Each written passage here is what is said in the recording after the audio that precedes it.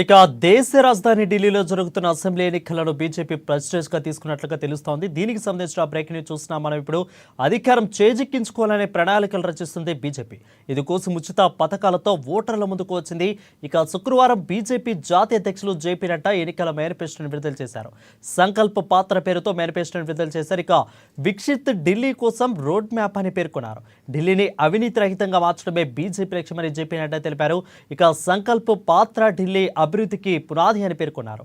2014లో 500 వాగ్దానాలు చేస్తే 499 అమలు చేశాం. ఇక 2019లో 235 హామీలు ఇస్తే దాదాపు 225 అమలు చేశాం. మిగిలినవి కూడా పూర్తి చేస్తామని నడ్డా తెలిపారు. ఇక బీజేపీ అధికారంలోకి వస్తే ఆప్ అవినీతి నుంచి విముక్తి కలిగిస్తామని అన్నారు జేపీ నడ్డా. మహిళలు తమకు ప్రధాన ప్రాధాన్యత అని పేర్కొన్నారు.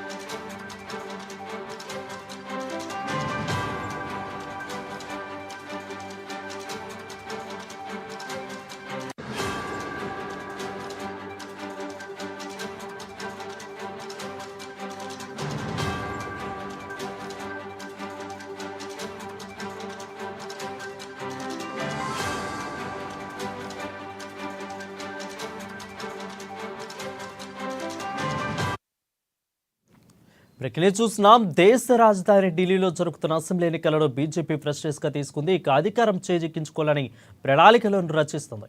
ఇందుకోసం ఉచిత పథకాలతో ఓటర్ల ముందుకు వచ్చింది.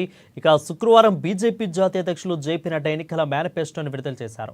సంకల్ప పాత్ర పేరుతో మేనిఫెస్టోను విడుదల చేశారు. విక్షిత్ ఢిల్లీ కోసం రోడ్ మ్యాప్ అని పేర్కొన్నారు. ఇక ఢిల్లీని అవినీతి రహితంగా మార్చడమే బీజేపీ లక్ష్యమని నడ్డా తెలిపారు.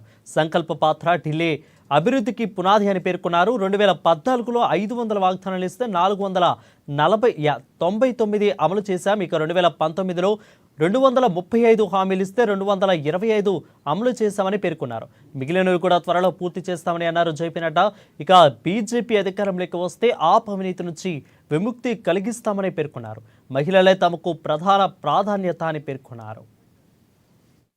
सीनियर सिटीजन्स जो 70 साल से ऊपर के हैं और जो हमारे विधवा बहनें हैं और जो हमारे सीनियर सिटीजन्स हैं और जो हमारे स्पेशल एबल्ड लोग हैं, उनको जो डेस्टिट्यूट हैं उन सब को 3,000 रुपए यानी 2,500 से बढ़ाकर उनकी पेंशन को 3,000 रुपए कर दिया जाएगा। मैं यहाँ ये भी बताना चाहता हूँ कि आपदा पार्टी ने सारी स्कीम्स को हॉल्ट कर दिया, पेंशन देना बंद कर दिया। 80,000 बुजुर्ग बेचारे इस दुनिया से चले गए, वो शांत हो गए, उनकी जगह को भी इन्होंने नहीं भरा है। यानी किस तरीके से ये गरीब आदमियों को तकलीफ देते हैं, इसका ये जीता जागता नमूना है।